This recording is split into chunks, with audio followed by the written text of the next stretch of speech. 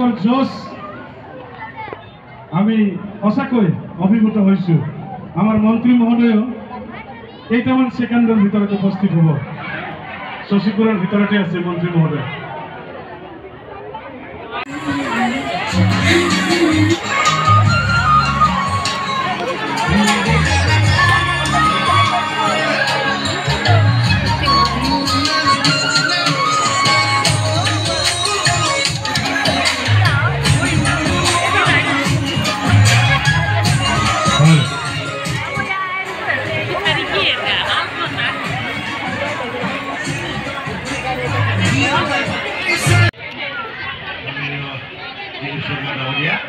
উপস্থিত আমার শ্রদ্ধার মন্ডল কমিটির সভাপতি ঋতিক দাস ডাঙরিয়া, আমার মাজত উপস্থিত শ্রদ্ধার আমার আমি আরোবার শ্রদ্ধা দিও। ভারত মাতা কি, ভারত মাতা কি, ভারত মাতা কি। Narendra Modi, Narendra Modi, doctor Himanta Biswa Sarma, doctor Himanta Biswa Sarma, Dilip Saikia, Dilip Saikia, জয়ন্তমল্লা Barua, জয়ন্তমল্লা Barua, BJP Gaura Narzary, BJP Gaura Narzary. ইতিমধ্যে আমি তেখেতক আসন গ্ৰহণ কৰিবলৈ আমি অনুৰোধ জনাইছোঁ। ইতিমধ্যে আমাৰ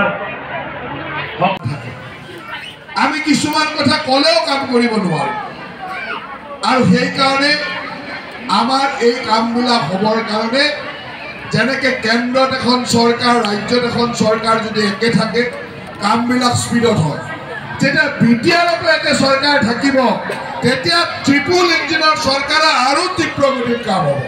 হ'বনে নাই? আপোনালোকে ইয়াৰ আগতে UPPLৰ চৰকাৰ দেখিলে, ইয়াত তাৰ আগতে BPFৰ চৰকাৰো দেখিছে।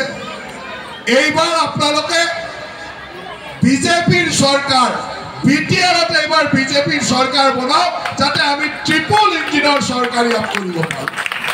দিল্লীত আমাৰ চৰকাৰ, দিছপুৰত আমাৰ চৰকাৰ, আৰু কোকৰাঝাৰত যেতিয়া আমাৰ চৰকাৰ হ'ব, আৰু আপোনালোকৰ মৰমৰ বিজিত গৌৰা নাৰ্জাৰী MCLA নহয়, যেতিয়া EM হৈ থাকিব, তাত কি কামৰ কিবা চিন্তা কৰিব লগা আছে নেকি?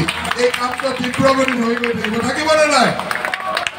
গতিকে আমাৰ দায়িত্ব হ'ল যে কোকৰাঝাৰত যদি চৰকাৰ বনাব লাগে তেতিয়াহ'লে বিজিত গৌৰা নাৰ্জাৰীক বিপুল ভোটত বিজয় কৰিব লাগিব, লাগিবনে নাই? তো অহা 22 তাৰিখে যি নিৰ্বাচন আছে, পৰিষদীয় নিৰ্বাচন বিটিআৰৰ, এই নিৰ্বাচনত দৰংগাজুলি সমষ্টিৰ আমাৰ দলৰ